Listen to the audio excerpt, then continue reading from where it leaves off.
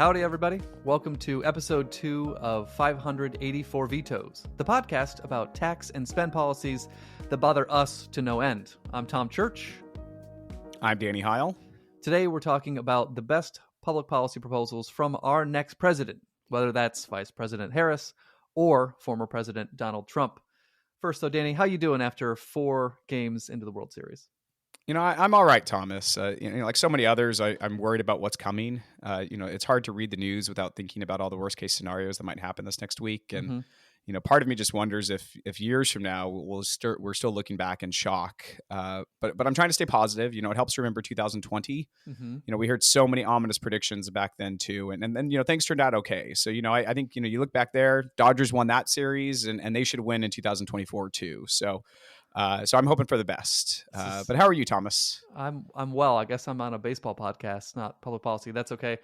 I'm terrific. I had a great night last night. I went and wrenched on a Lemons car for the first time. This is the Lemons Racing, where people do endurance racing with goofy cars that are Frankensteins. We took an engine and a transmission out of a car. I've never done that before, so I had a great night. And what kind of car were you working on? I mean, originally it was a VW Bug, but right now, there's a Subaru engine in it. There's an original transmission. They're putting some sort of, I think, a Subaru transmission with a little adapter plate in. But it doesn't. To say what kind of car it is doesn't mean much when it's been completely stripped and everything is just Frankenstein. Well, we could talk cars and cars and baseball. That sounds much more interesting. It's much more optimistic, but let's not do that. We've got, what is it, a week and a half to the election? It's next week, isn't it? Yeah, I think 6 days. I've been trying to close my eyes, but I think I see it behind my eyelids, even when I do that. So 6 days. So we're going to have a new president. Both candidates, I don't want to say have proposed agendas so much as made a lot of campaign promises. However, we do work at a public policy think tank. We do have to maybe not take them literally, but do we have to take them seriously? Do we have to take them seriously or literally? Regardless, both candidates have said, here's what we want to do, right? Here's what my administration would look like. So various people have tried to actually score what these promises look like. Both Harris and Trump are proposing budgets and spending that would be in excess of what is going on right now if we just left things on autopilot. And I think it'd be really easy for you and me to go through and say, this is all, like, here are all the bad things we should not be doing. But a lot of it is just campaign promises. So I'm challenging you. I want to know, are there any good policies that you want to point out from Harris or Trump in their proposals? I'm looking forward to a very short podcast this week, apparently. Yeah, I guess so. Yes. I think, as you said, it's important that we be a little bit circumspect and just in what people are promising. If you come out and say you're in favor of cutting taxes on tips, I don't think that tells us much about your tax philosophy. It tells us a lot about, who you think you need to get votes from, but not so much on what your actual optimal tax policy looks like if you're the next president. With that, I think there is a lot with Harris's plans that, one, so many of this is recycled from the Biden administration's proposals. That Biden made a lot of these same campaign promises in 2020.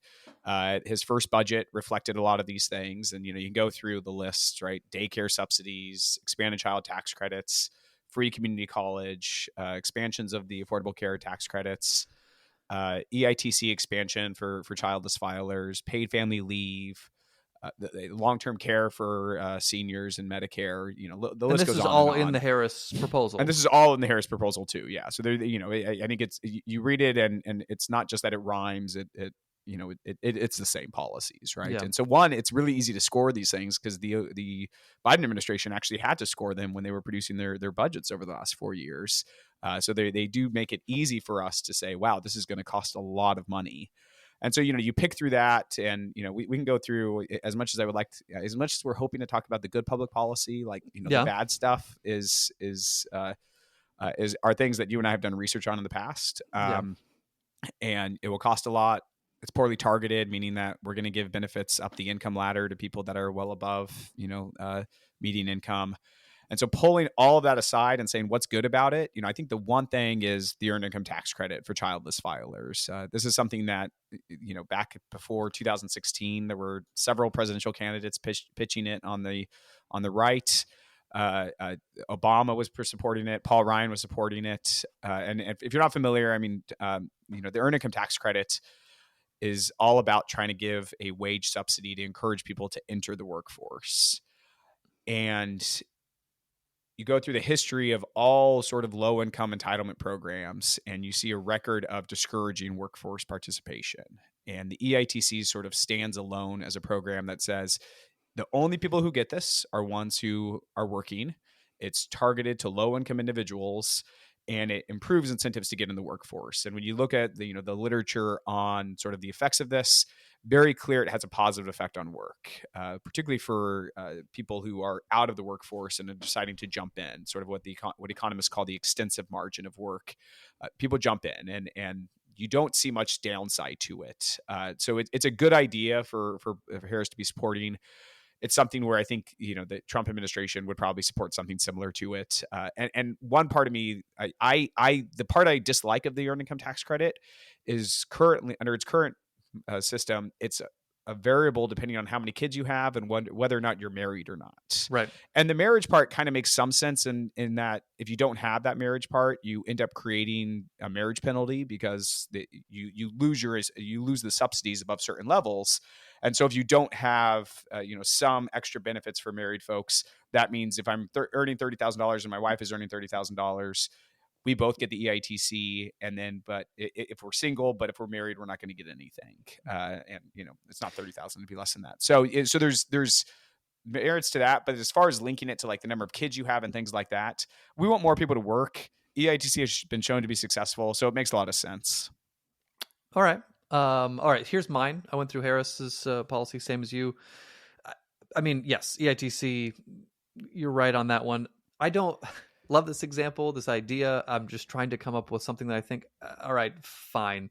I'm coming at this from we need more money. And I haven't signed the Republican tax pledge of we're never going to raise taxes or tax expenditures. Or do they let non-Republicans sign that? I think they'll probably let anyone to sign it. She proposed expanding the NIIT, the net investment income tax, as well as increasing the additional Medicare tax to reach 5% on incomes above $400,000. So these are extra little taxes that you only get on wage income above certain levels. They're only a few percent. She's saying, let's increase these a little bit. I'm not actually supporting this so much. I'm just looking at like, okay, we got to raise some revenue. I don't think she specifically says, let's put this toward the HI trust fund or toward, the usual thing with payroll taxes, which is to pay for either Social Security or Medicare. In this case, Medicare trust fund statuses. I would hope that they would actually put them there and extend the life of those trust funds out. I say in air quotes, because again, it's all a fictional accounting. She is proposing that this happens with non-passive business income pass-through. Like there's some weird, complicated rules here. Danny, you probably want to get into more details, but I will just say that isn't targeted so much on high income wage earners as much as perhaps messing with small business owners that have, a good amount of income, but are employing a lot of people. So I don't know. Do we really want to penalize that so much? I mean, you and I aren't against people making a lot of money, but I think there's a difference between, a single earner or a family making a lot of money versus a business owner who's trying to grow something. Which one do you want to discourage more? I don't love it. I'm sure you're against it entirely. Is that true? I am aghast that you are even supporting it. I'm looking for anything. Thomas. Listen, you took the EITC. I needed to pick something. Yeah. I mean, so shore up the trust fund status. Yeah. All right. This is the only thing she's got in there that could maybe help that. But Tom, you and I are both of you and I understand the trust fund accounting better than most people. Yeah, I know. And we know the trust fund accounting, which is different than Social Security, yeah. Right? But as far as HI trust fund, like it's the same mechanism of that money's not being saved in some place. It is being spent on current services, and ultimately, when those trust funds run out of money, the difference between the year before and the year after isn't much in terms of the aggregate federal budget. That the Medicare will be spending 20% more on HI than payroll taxes. Social Security, same thing. And so, you can come up with all sorts of accounting devices that say, taxes paid on Wednesday are earmarked for the HI trust fund, but it doesn't actually change the overall budget ledger, which is these programs are spending more than we can afford. I don't where want we to dedicate it. I don't want to do the starve the beast thing. That seems like a second So order effect. I'd rather fix the thing first in front of us. I don't want to do it this way. But no, I mean, I don't think it's starve the beast, right? Because the starve the beast is definitely right. You took away the trade off, right? This is the problem. The starve the beast mentality was, oh, if we don't have tax revenue, then people will be less inclined to spend. And you're like, no, actually, it turns out that if you don't force people to pay for it, people want more of it, right? So, it's not that. It's my concern here is with the NIIT and with the additional HI tax, which are both sort of, they're the same thing, just levied on different income bases. HI tax is supposed to be levied on wage income. NIIT is supposed to be on investment income. But same tax rates. And the reason why they're the same tax rates is they wanted to make sure folks, didn't switch from one to the other. And these were all Affordable Care tax increases. They were so poorly designed. I mean, for one, they hit people at $200,000 if you're single and $250,000 if you're married. So right there's a marriage penalty, right? If you and your girlfriend are both earning 125, you don't owe the tax. If you and your girlfriend get married, you start owing the tax, right? That's a bad system, right? That creates bad incentives. But beyond that, I think you need to remember how taxes, the distortionary effects of taxes are, the equal to the square of the deadweight or the square of the tax, right? There's the square of the, deadweight loss, yeah. Right. And so the deadweight loss is the square of the tax rate, right? But people get confused a little bit because 5% doesn't seem like much, but it's on 40%, right? The top marginal tax rate is 39.6% come 2026. If you bump it up to 5% extra, well, that means your post-tax wage income is going from 60.4% down to 55% before accounting for state taxes, right? So pushing it up here, you're actually creating the distortion where that it's not a 5% change in your after-tax income. It's closer to a 10% change in your after-tax income because it's you got to adjust the base around. And so what that means is it is incredibly distortionary, and you're levying taxes on the exact people that you don't want to. We don't like investment, or I don't like investment taxes. So you don't. Well, the people we don't want to. A lot of people would rather raise taxes on the wealthy that aren't them, right? Mm-hmm. And I am all right raising taxes on wage income. I think if people want, and across the board, I think middle class probably need to pay more in taxes and wage income if they're not willing to accept a smaller federal budget. But when you're talking about investment taxes, over the long term, investment taxes mean less investment in new machines, new equipment, all of those things, which ultimately means the economy grows a little bit slower. And so, the danger with all investment taxes is you're undermining future growth. You're borrowing from the future, the same way of borrowing $1 from bondholders. You're borrowing from the future when you tax investments. And so when you do it in a way, particularly in this way, where you're really driving up the rate, and you throw in the fact that Harris also wants to get rid of preferred rates for capital gains. And so if you get rid of preferred rates for capital gains, that means an investment that was you were paying 23.8%, 23.8%. Now your tax rate is jumping to 44.6%. I think that will change some people's behavior. That's going to change a lot of people's behavior. And then you throw in, it's not just that, but you throw in the fact that she also wants to increase the corporate tax rate, right? She wants to increase the corporate tax rate by 33%.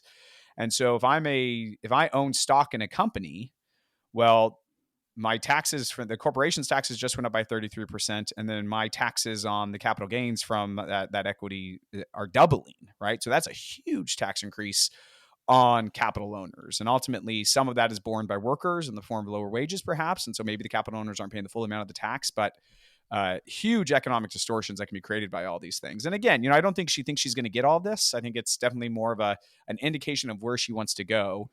And the reality is the left is sort of back into the mindset of, we really don't need to worry about how investors respond and things like that, the elasticities here are so low that we can do whatever we want and raise a ton of revenue without any sort of side effects. And I think that's just not true.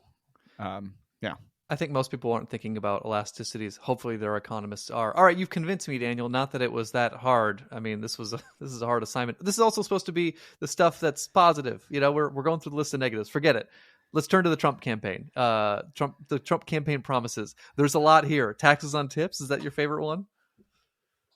Oh, without question. I look forward to restructuring all of my income as tips. Sure. No. What do you Yes, got? That's yes. actually maybe a No, reasonable idea.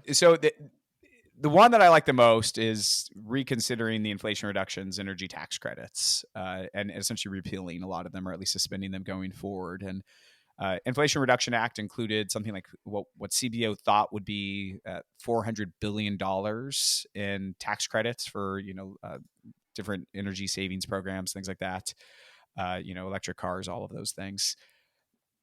The math says within a couple years, CBO was way off, at least $400 billion off. The program is going to cost at least twice as much. 100% off. Yeah.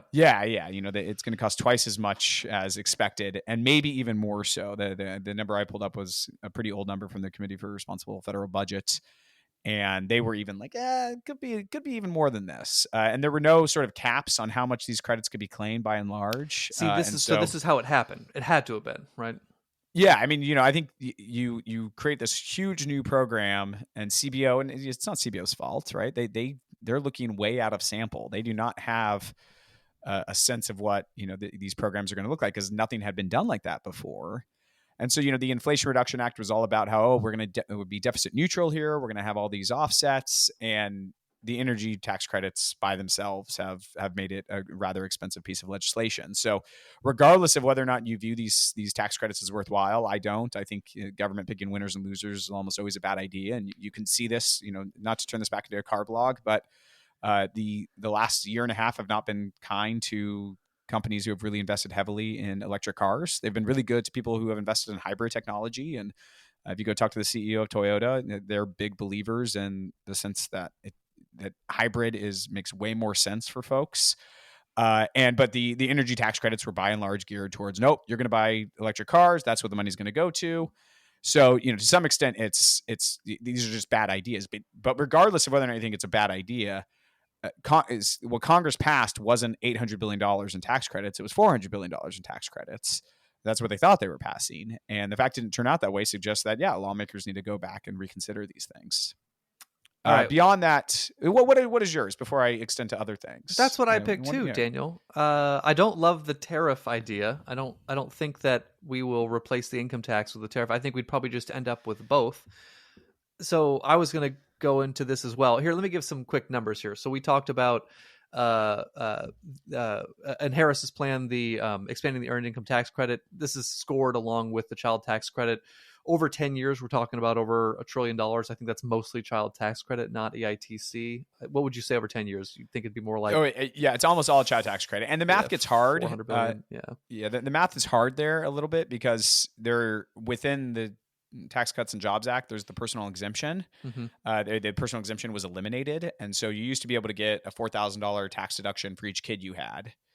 I think they called it a personal exemption, but it's just another type of tax deduction. And so the TCJA got rid of that, and in the Trump tax cuts got rid of that. And in its place, they expanded the child tax credit. And so the question is, come 2026, when the Tax Cuts and Jobs Act are eliminated, does the personal exemption come back and you get this child tax credit? Because then, an incentive to have more kids goes up. You're essentially getting an extra $1,000 per kid above what the child tax credit would offer, depending on what your tax rate is. So there is this, it's unclear the cost, but I would say, assuming the personal exemption goes away, or it doesn't come back for kids, and you just maintain an expanded child tax credit, it's at least $1 trillion over 10 years just for that. Oh, what's a trillion it's a between lot. friends? Yeah. Mm-hmm. I mean, that's okay. I like to think about it more in terms of annual. I mean, in my head, it's easier to wrap my head around $100 billion a year. These 10-year estimates, none of them survive like one administration almost. So I tend to think about it in annual terms. Increasing the NIIT and the Medicare taxes, estimates from CRFB. I always get those letters. I always confuse those. Yeah. There's 4 letters. Just get them in any order and we'll be just fine. $800 billion over 10 years. So about $80 billion a year. Like you mentioned, getting rid of a lot of the IRA tax credits on energy and investment policies and the rest of it. $800 billion over 10 years. So the same as the NIIT and the Medicare taxes. And so the difference there, of course, is taxing people versus not giving money out to these firms. I wonder if one way to do that would be to say, all right, we're not going to give you this money for these expanded things, but we're going to make permitting. We're going to do permitting reform and make it way easier to go and mine the things you need to build the facilities that you want in whatever kind of renewable energy and go from there. I don't know how much the government needs to spend the money so much as let people make these things. I forget what you normally say at this point, but make progress by letting people do things. Yes, Yeah. yes. I have a different version of that one, but yes. No, mine's- I mean, I'm always leery when you do have folks who are like, oh, we can pay for all these things through regulatory reform and through, eliminating waste, fraud, and abuse, and we don't need to actually make trade-offs. We just need to get these few things right. And we should always be leery when a president or when any politician is promising a free lunch. And particularly in these cases where we've had decades of trying to do these things, and without question, like the Trump administration was one of the biggest successes was reg reform. But putting a dollar number on that is so bad, and allowing them to get away with expanding the federal budget in all these other ways, expanding deficits and all these things because, oh no, we're gonna pay it all back in the form of reg reform. I get the sense that it's a politician's free lunch. We should avoid those. Okay. Well, one of these two things is our future. So I guess we'll come back January 20th. And that's not necessarily true. We could all be dead next week. You don't know that. You know what? This is an optimistic podcast. We can dream. All right. I think we handled that pretty well. Let's move on to our next bit. New reports, new data. Dady, while I cue this up a little bit, tell me about Medicaid continuous coverage from COVID. Because this is what I've got. Is I found a fun paper looking at what happened when these requirements went away after the COVID emergency stopped after 3 years or 4 years, whatever it was.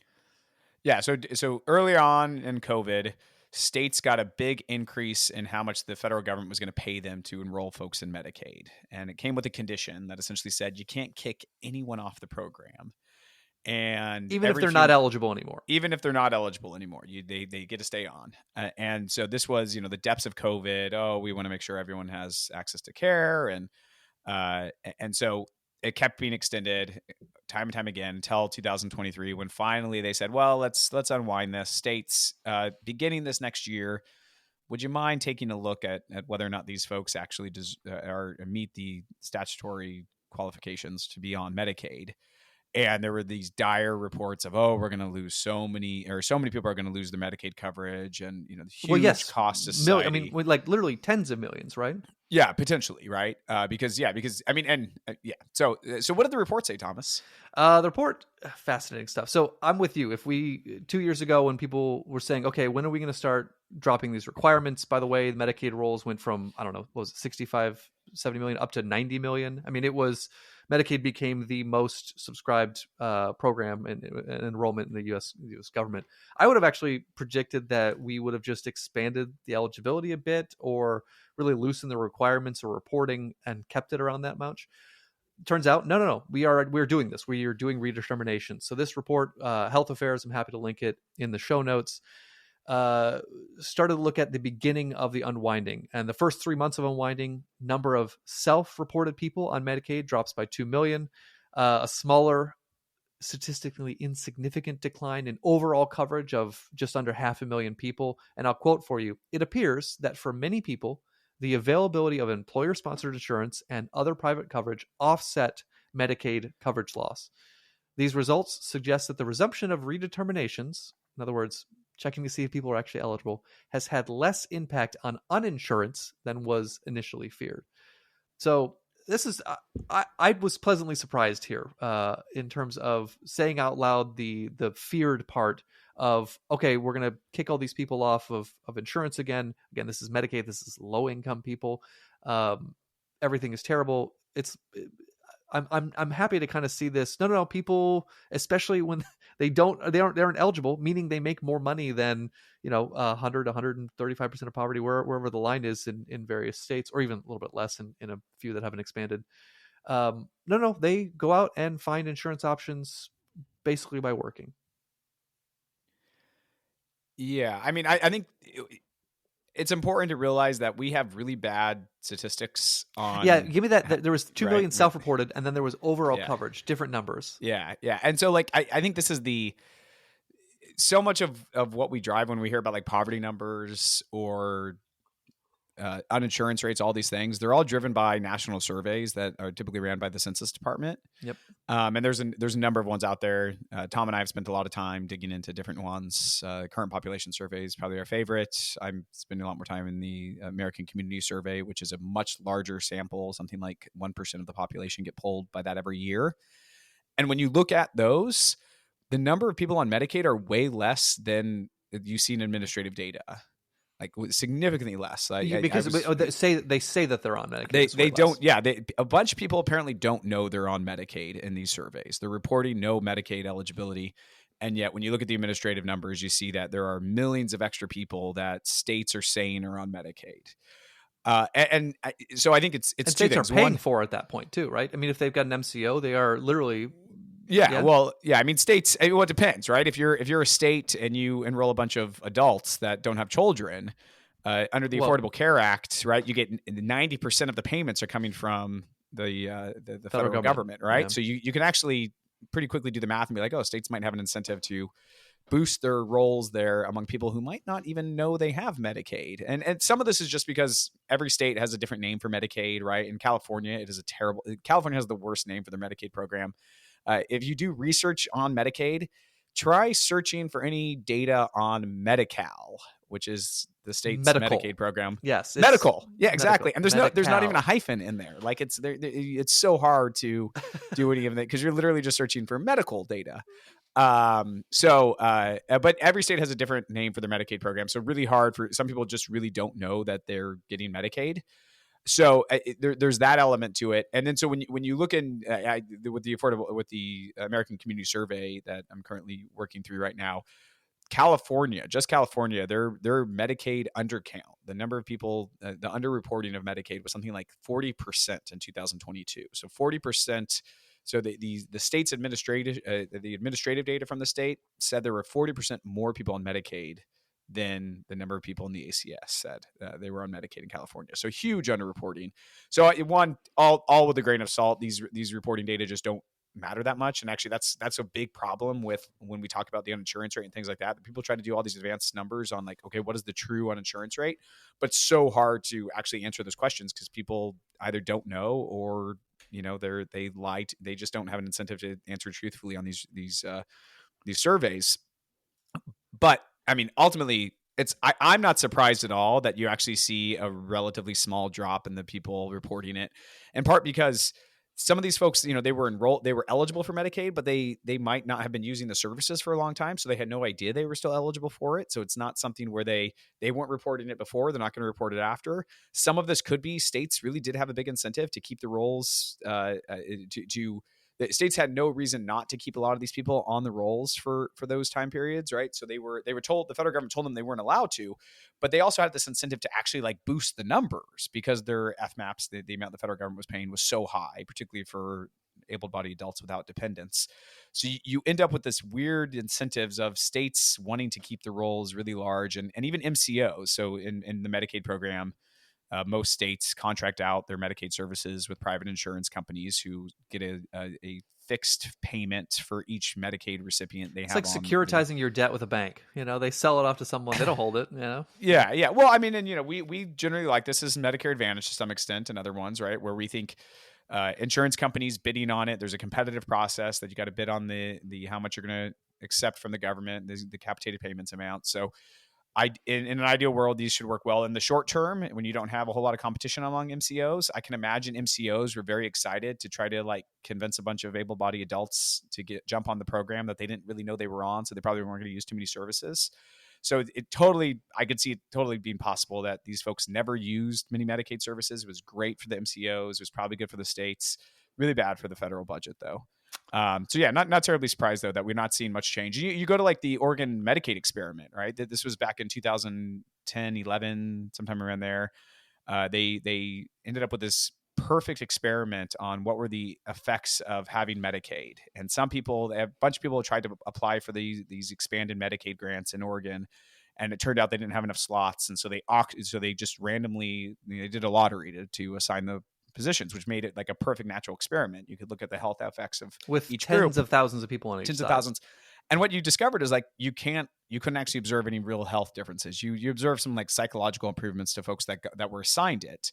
Now it's very clear that they got on the program, so they had no illusions that they were on Medicaid, and so that would make sense. But as far as like the actual benefits of Medicaid, they're relatively low. This is also why I've always struck by this.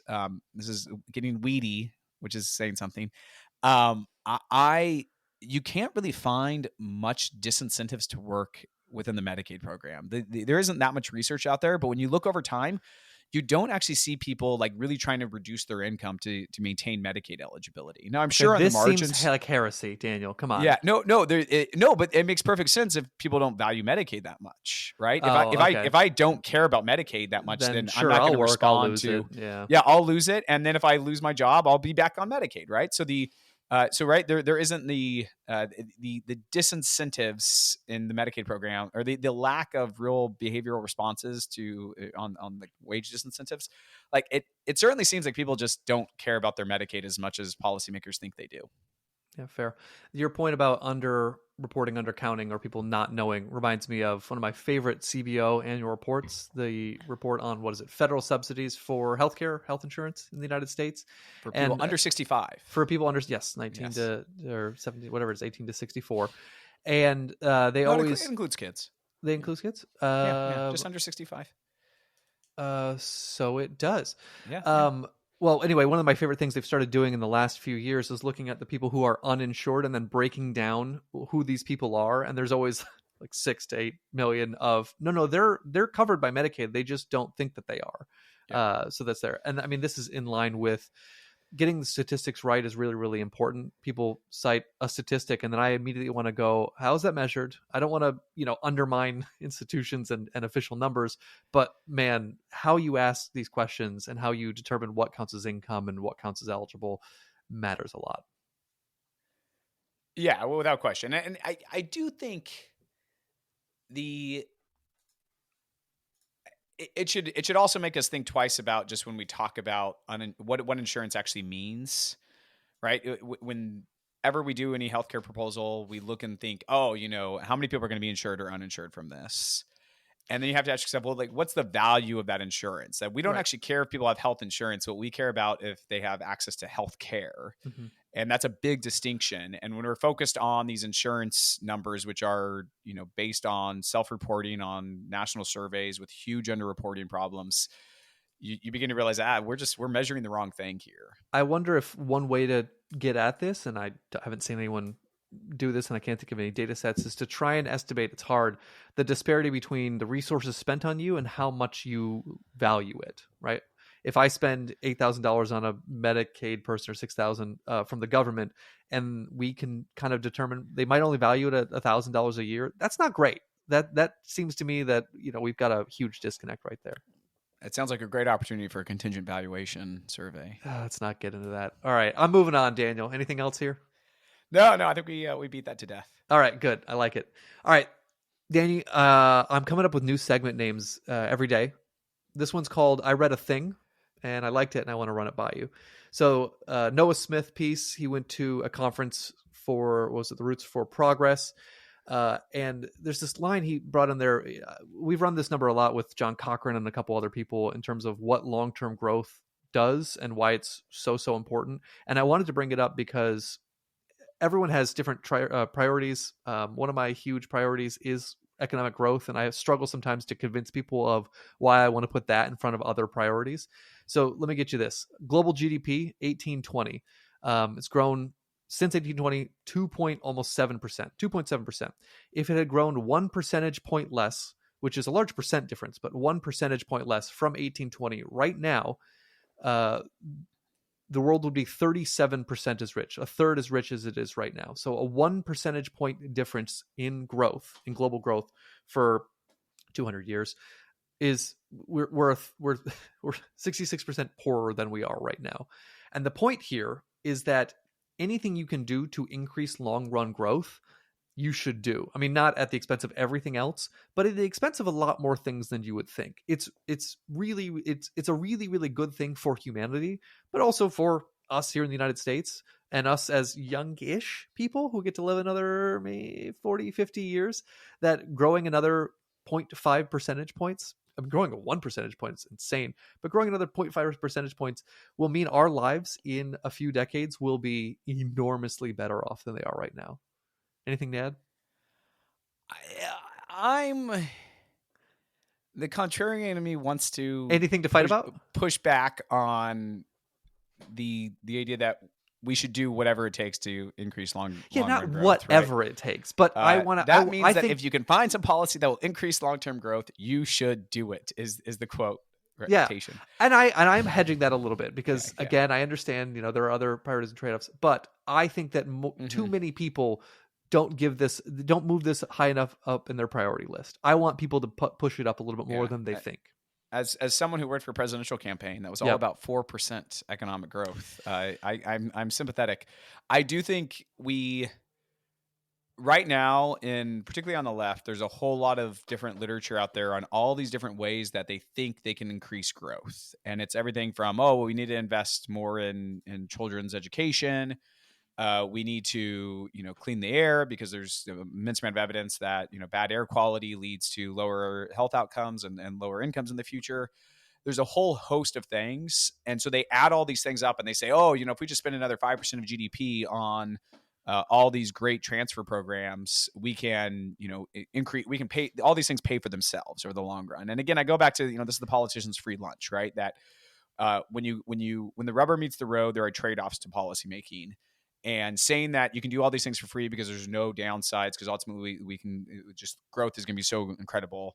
Do it. Now, I mean, I do think you look at this and you say, well, gee, like if you just do global GDP, the way to really bump up the numbers is to make a whole lot more investments in Africa and in developing worlds, right? Because they draw out the solo growth model and say, oh yeah, they're at a point where you can get a whole lot more bang for your buck than us folks who already have so much technology at our disposal, right? So, I'm not against that. Long-term growth is great. 4% GDP. I had a plan for 4% GDP, but it involved slowly annexing parts of Canada to increase the I was going to say population. It's mergers and acquisitions in the United States. Just convince people that we were referring to nominal GDP, because then we would have done it. Then just turn the printers on and then you got it. Yeah. Oh yeah, exactly. Yeah. Yep. That's pretty yeah. But no, growth is good, and I think we don't spend enough time really focused on how we can achieve long-term economic growth, particularly when it comes to just like making sure our institutions are well functioning. Because when you go back 200 years ago, it wasn't what we were spending money on that was driving growth from the government's perspective. It was we were improving institutions. We were creating incentives to invest and innovate. And that's why we have the incredible prosperity we have today. Growth is great, Danny. Growth isn't just good, it's great. All right. Moving on. Last little segment here for you. Let's call it let's tell Twitter why they're wrong. All right. A great tweet got screenshotted. I love this. Because they're on Twitter. Because they're on Twitter, I know. And I refuse to call it by its other name. 205,000 likes for this one. I don't understand why car insurance isn't like a retirement fund or savings account. What if I never get into an accident? I'm just giving you thousands of dollars for no reason. I can't take any of this back. Danny, why is it okay that car insurance is different than your 401k? Because other people in your same risk pool probably did get into accidents. So even if you never got the benefit, somebody else in that group did. I would say though that like I looked this up actually just to confirm, but you can self-insure in most states for insurance. You just have to show that you have a bunch of money, sitting in an escrow account or something like that to show that, you could pay if you're, affecting anyone else. And you don't even necessarily you never need to get car insurance, I don't think, in any state to cover your own damages. I guess in Florida, because they're like a no-fault state where everyone just pays for their own. But in most states, like you just need to provide coverage to, protect other people from your driving. So but it ultimately comes down to the idea of insurance is we're going to take a bunch of people with some marginal small risk, and that if any one of them is affected by it, there's a huge cost associated to that, and so we want to distribute that cost across all those people that have relatively low risks individually. That's what we want to do with insurance. I would like you to tell that to the healthcare regulatory industry. All right, Helpful, Danny. Thanks. That's I know that's a layup, but I think it's an important thing. I think people don't have to think about what insurance really means and what they're doing and what they're paying for. And I think if people wrap their heads around it a little bit more, they might approach, especially healthcare regulation, a little differently. Okay. And I would note, like, I guess there are insurance vehicles where you do get money back, right? Like whole life insurance plans, right? You do get something out of it, like, regardless. And there's all sorts of really complicated. Look at you looking into life insurance. I'm going to write a hot check to my funeral. I have two kids. Yeah. I don't think the older one didn't look at me twice when I told him I had a good life insurance plan on me. He was definitely a little concerned. Yeah, exactly. If anything happens. All right, let's end on our veto of the week, Danny. You know what? I've decided, I think we're probably just going to go in order of Grover Cleveland's vetoes. This is why we call it 584 vetoes. We got a lot to go through. Fascinating to me that in his first calendar year, I think he only had 2 vetoes. So set me up. What is this second veto about? So I probably need to pull it up again. But what's the guy's name? I forget the guy's name now. I got to get the guy's name. Oh, John Hollins McBlair. Yep. A soldier for about 5 days during the U.S. Civil War. Ended up having a pre-existing condition, epilepsy. Was that what it was? Yep. Which one was it? And he leaves the military. Turns out he had that all during his childhood, so didn't spend much time. And the War Pension Board during the Civil War looks and says, "Well, this isn't related to your military claims at all. You're out of the military now. Have a nice day." And the generous Abraham Lincoln says, no, we're going to provide this guy with a retirement pension through the Civil War pension system. And so 20 years later, the guy goes back to the federal government and says, "Hey, could I have some more money because I'm disabled?" And the board looks and says, "Well, wait a minute, you shouldn't have been getting this money for the last 20 years," and takes away the benefit. And some generous congressman says that's unacceptable and says we have to do something. And so they pass a rule that says you get all of you get to stay on the retirement list. And it's not clear, but it looks like maybe even get the extra disability stuff that he was asking for as well. And so it comes to Grover Cleveland's desk. And what does Grover Cleveland say, Thomas? Oh, I love this. By the way, it's so funny that this is what Congress was doing back in the late 1800s. These are the kind of bills that they were passing. Grover Cleveland says, I love this, "The finding of the retiring board seems so satisfactory, and the merits of this case so slight in the light of the large sum already paid to the applicant, while the claims of thousands of wounded and disabled soldiers wait for justice at the hands of the government, that I am constrained to interpose an objection to a measure which proposes to suspend general and wholesome laws for the purpose of granting what appears to me to be an undeserved gratuity." So Grover Cleveland says, sorry, former soldier of 5 days, you got what you got. You get to keep this 20 years of benefits. You're done. And spoiler alert, a lot of the future vetoes will sound similar to this one, in that all these little private pension bills that Congress is passing, Grover Cleveland really didn't like them. So a different time. All right. Well, we say you're done, and I guess we'll say we're done on this episode too. If you found this helpful, please send in some feedback, send in some questions, send in some hate mail. You can find me on Twitter at TomVChurch. Really, you can email us at feedback@584vetos.com. I'll make sure that's the only way you can get a hold of Danny. He doesn't have an email address otherwise. I think signing out episode 2. Anything else, Danny? That should do it. Hopefully next time we chat, the Dodgers will be World Series champions. Game 5 tonight. And, America will still be, a country and all that, but mainly the World Series. Good luck to you. Thank you. All right.